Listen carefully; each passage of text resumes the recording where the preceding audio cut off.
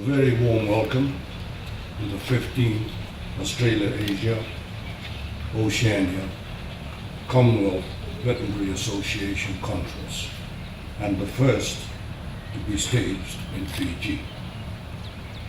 We are particularly honored and happy to be your host and to be hosting a conference of such significance given the importance of livestock and animals to our lives.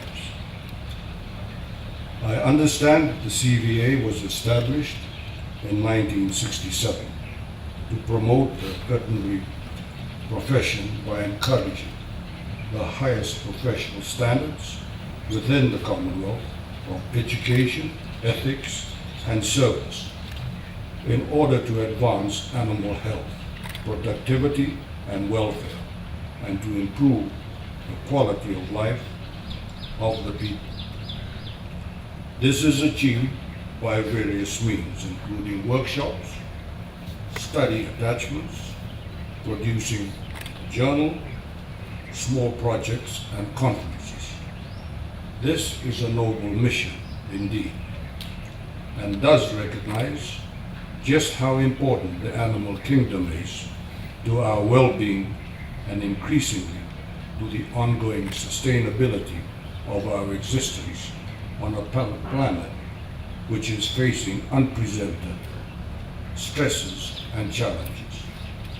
At the end of the day, we must not forget that we humans are also part of God's family of creatures.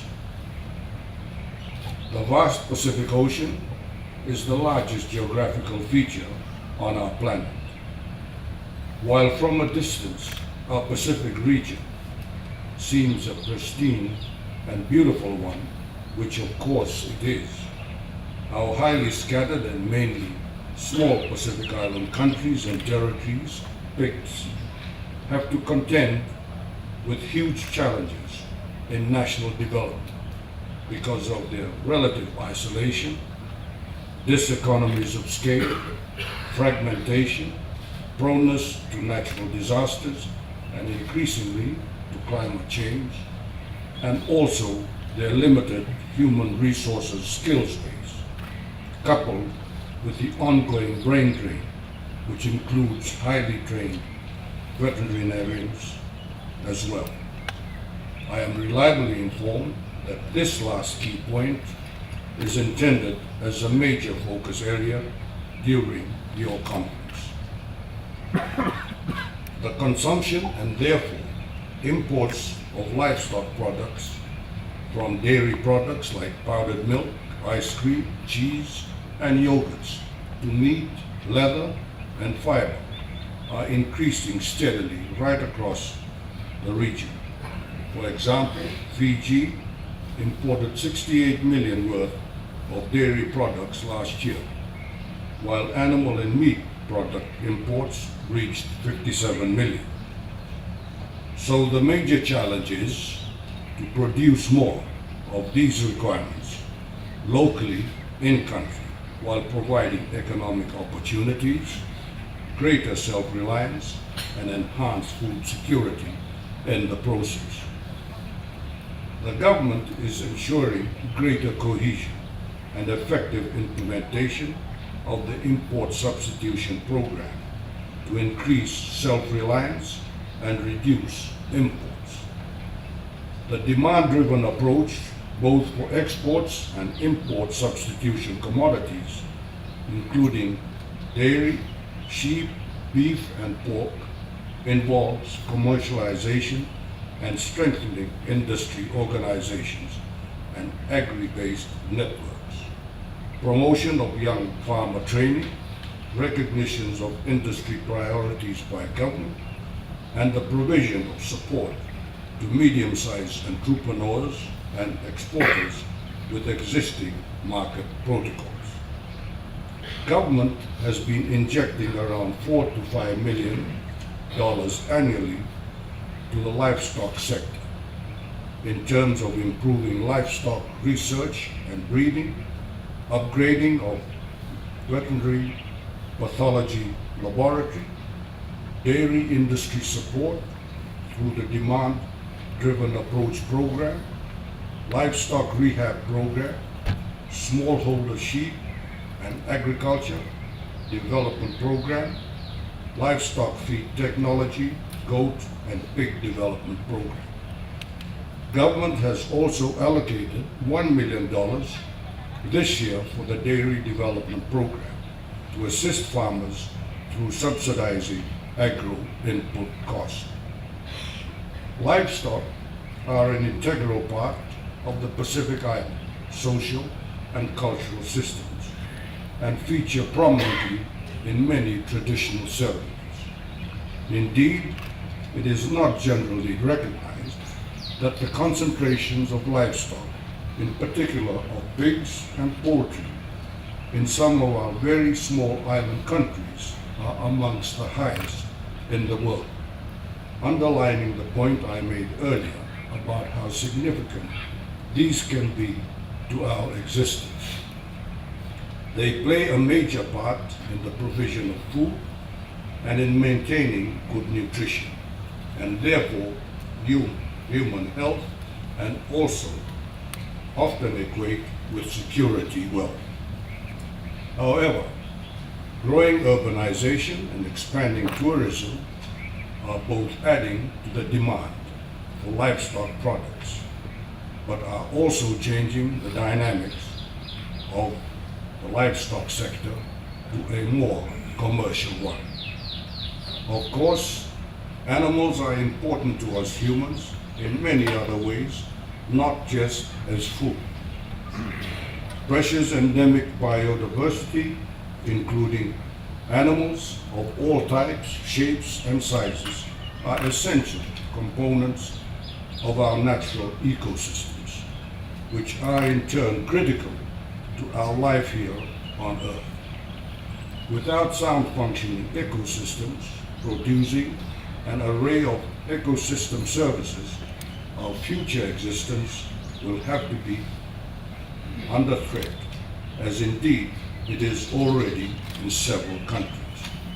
Even here in the Pacific, we have the reality of communities which have had to be relocated due to sea level rise, such as those in the Carteret group of islets in the Solomon Islands.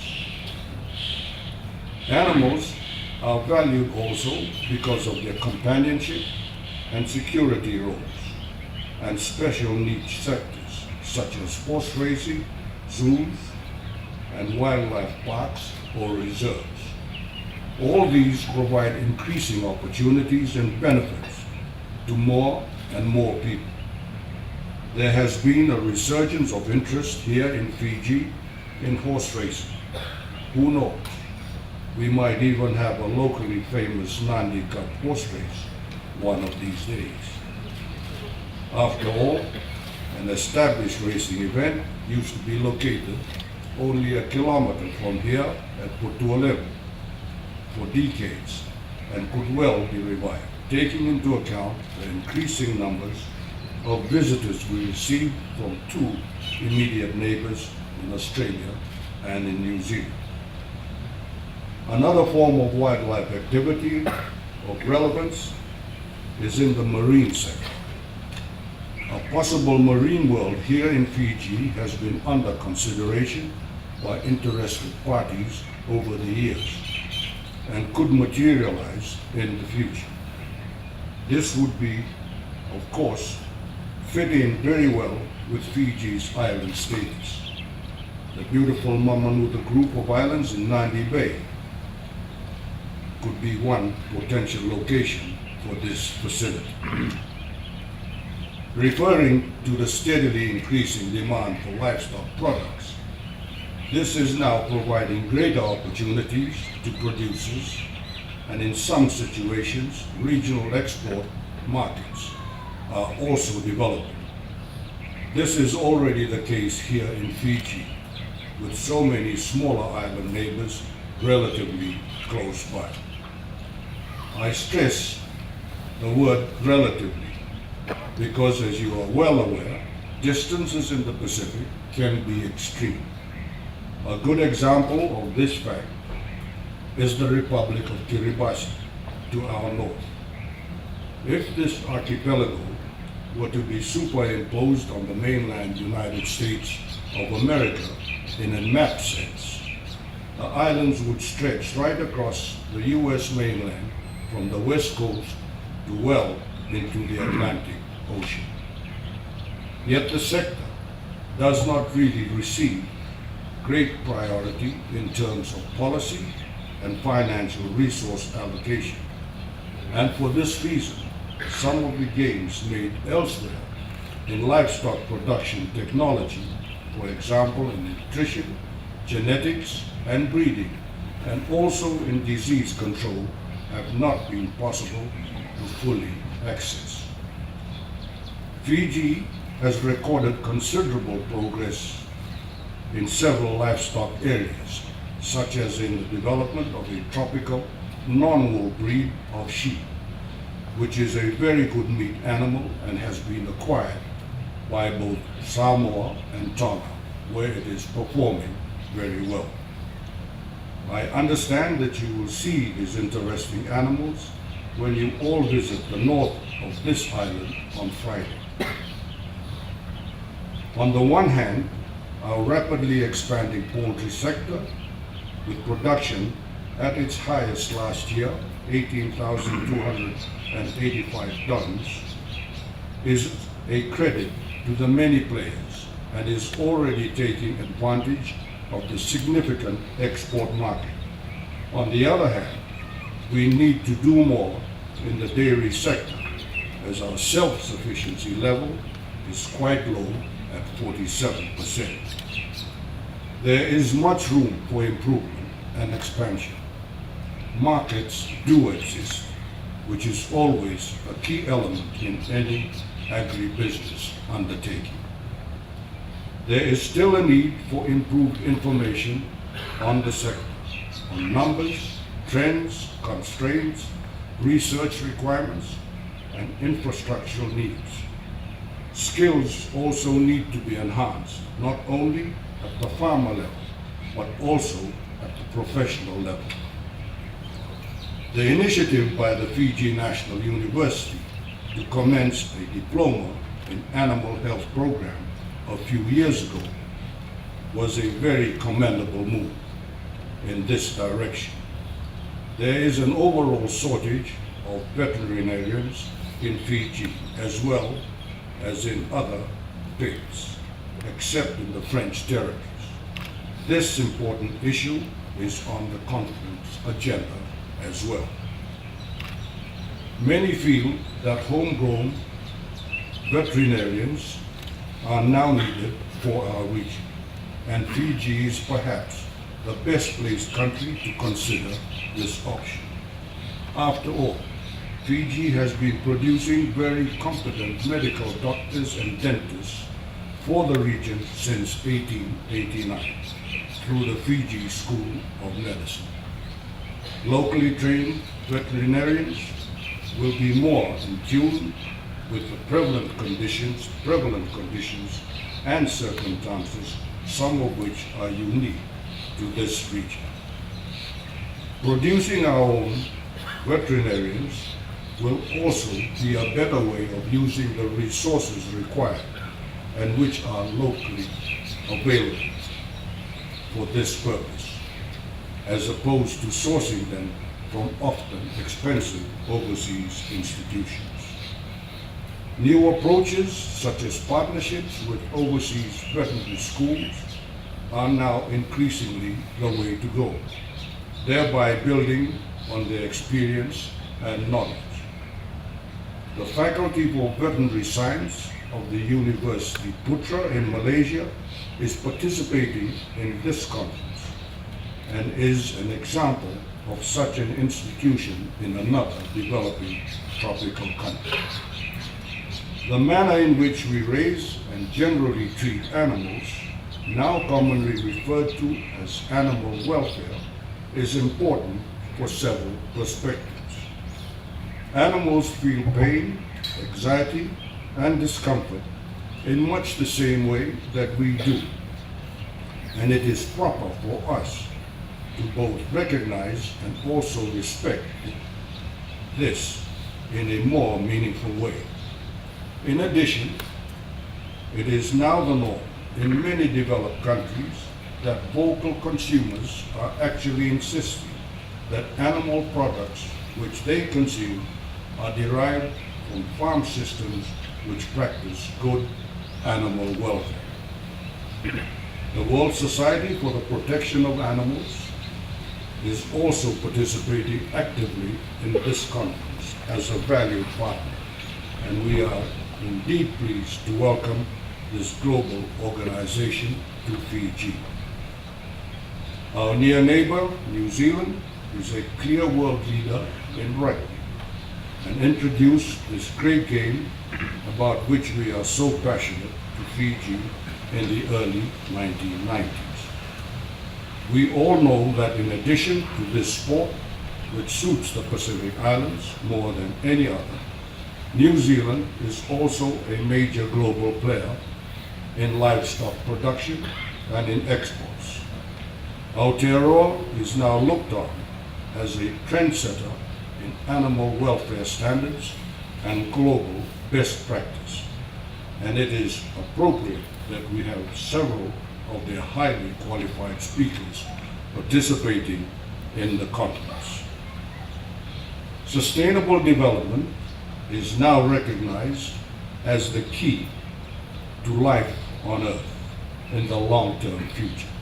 Appropriately, this was a major focus of the inaugural Pacific Islands Development Forum that was recently held in Nadi, in which Fiji played a lead role in organizing and hosting. In fact, there is increasing emphasis on green development and green growth, as well as on green economies, and this conference adopted its theme of sustainable animal health and production over a year ago, when the organizing committee commenced its work. Of course, livestock development is very often based on green principles and conducted in a green setting where pasture and animal need natural feeds are absolutely fundamental. This conference is, therefore, a good position to build on the principles of green growth and increasing sustainability that the recent PIDF so strongly endorsed. Ensuring that our communities are food secure is a major challenge and includes ensuring that our people consume nutritious, healthy, and safe food in our battle against non-communicable diseases, NCDs, as well as for the general health and well-being of our population, and also of our increasing numbers of visitors. The Pacific Island region is, of course, very vulnerable to climate change. I have mentioned an example of a low-lying neighbor already experiencing the effects of rising sea levels. Extreme weather conditions are being experienced more regularly, and the need to both mitigate and adapt to this is vital for our communities. The need to identify and conserve our unique biodiversity is also important in this process. Our region is relatively free from many infectious diseases of both humans and animals. While we are fortunate to have such a situation, we should vigilantly preserve it. More effective disease surveillance systems need to be in place for us to be able to detect and respond to any new disease incursions brought about by changing environmental conditions and also by the enhanced movement of people and goods. Biosecurity is therefore a critical aspect for all small Pacific Island countries and territories, as introductions of invasive species such as the green iguana to Fiji can wreak havoc on precious endemic species and fragile ecosystems. It is important that other PICs learn from Fiji's sad experience. The old adage that a chain is only as strong as its weakest link is very true in the context of regional biosecurity. It is so necessary and vital for all PICs to collaborate closely on shared needs such as protecting the region as a whole from undesirable pests and disease which are not currently present, as an accidental introduction of a pest or invasive species in one country, as in Fiji's case, will automatically expose the other states in the region to increased risk. Partnerships between like-minded organizations are increasingly recognized as desirable practice because of the synergies, complementarities, and added value that can be capitalized on in this mode. This conference demonstrates this in several ways, including in the fact that working together and cooperating crosses all frontiers and also across what we have often considered up to now as divisions. Partnerships bring out the best in people and organizations, and therefore should, as far as possible, involve all kinds of entities, namely civil society, commercial, and government. This conference is a good example of this valuable tripartite collaboration, which can benefit all stakeholders. The James Cook University, located in Townsville, Queensland, is a very important institution as it hosts Australia's only veterinary faculty located in the tropics. It is therefore most pleasing to see their representatives here at our meeting, in addition to those from the University Putra in Kuala Lumpur. Other important partners include the World Organization for Animal Health and the Food and Agriculture Organization and the International Fund for Agricultural Development. We are indeed delighted to have you all here at this conference. Animal health and production workers are often isolated, particularly in this vast region of highly dispersed and scattered small island countries. This conference has brought together livestock specialists from across our region, including from the Pacific territories of France, to meet and network both with their colleagues and also with colleagues from as far away as Africa. The tyranny of distance and isolation is now no longer the huge challenge and constraint that it had been for us in the Pacific as a result of the modern digital technology.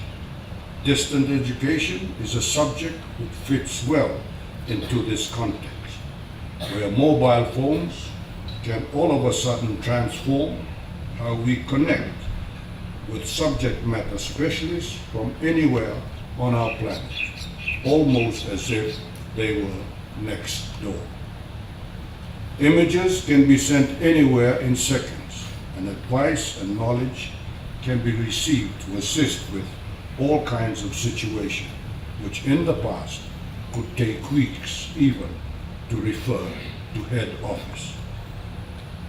Conferences can be wonderful gatherings in a professional sense, but are much more meaningful if concrete and coherent conclusions with suggestions and recommendations are produced for follow-up.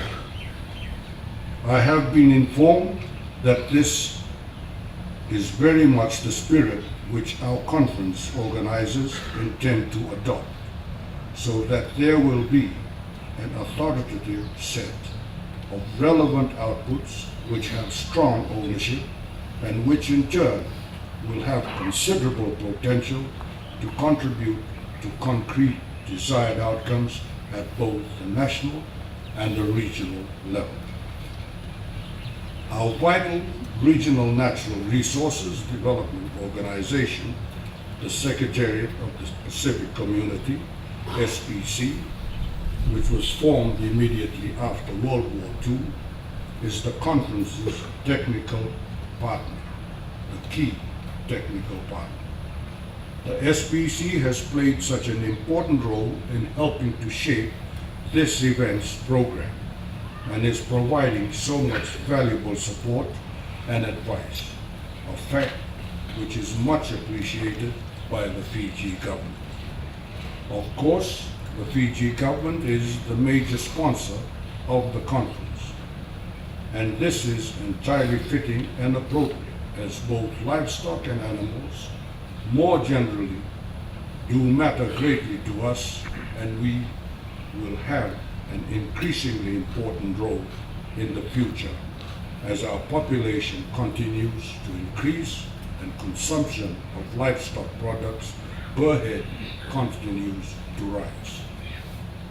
All conferences should endeavor to break out of the venue in order to experience more of the host country rather than just the immediate urban location, and in the process to experience a little of what makes a country tick, including, in this case, in the agricultural and livestock sector. It is very pleasing to know that a visit will be made to the Crest Fiji Agricultural Show at Churchill Park in Lautoka. In fact, as a result of good strategic planning and collaboration on the part of key stakeholders in the show, in particular the principal commercial partner, Crest, this has been deliberately timed to coincide with this conference. In addition, a post-conference trip will be made to northern Viti, where you will be visiting a number of relevant and interesting activities. This includes the renowned Fiji water bottling plant and the Angara Pastoral Company, the largest grazing livestock enterprise on this island. Specific activities which will be looked into and be looked at as well include tropical sheep production using the very impressive Fiji Fantastic breed, which had been developed here over the last 30 years, based on the crossbreed of the Barbados Black Belly breed from the United States of America and the Wiltshire breed from Australia. Also scheduled is a visit to the reforestation with indigenous tree species on degraded hillsides where grazing livestock are also a land use activity. Another production method which will be visited will be the culture of fish species at the village of Vital. This expanding technology of aquaculture is another field where veterinarians and para-veterinarians have an important role to play. A good number of commercial entities in Fiji's livestock sector have contributed valuable support to this conference, the largest of its kind to be held in Fiji. I know our organizers are most grateful for this show of solidarity by these key stakeholders, and I wish to also recognize these important players in our national livestock development effort. In closing, we must accept the different circumstances, challenges, and opportunities that a large region like ours faces. Given the limited resources available to our various governments and administrations, what are the priority issues that need to be addressed? And what are the preferred frameworks and partnerships to ensure maximum buy-in and ownership of this process. Such questions as what strategic partnerships need to be established to deliver solutions in these challenges?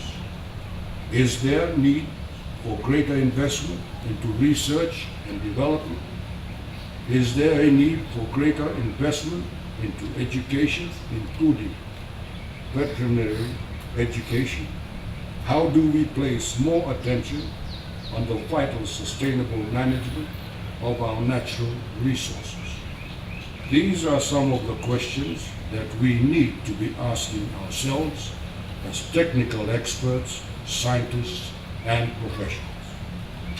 The onus is therefore on all of us to engage seriously and to reach clear consensus on these and other key questions and challenges, and then to deliver at the end of the exciting week that lies ahead. Distinguished guests, ladies and gentlemen, I wish you all a very fruitful and enjoyable conference, as well as a most meaningful Fiji experience. Thank you. Minatapagalevu, Shukriya, Bahu, Daya.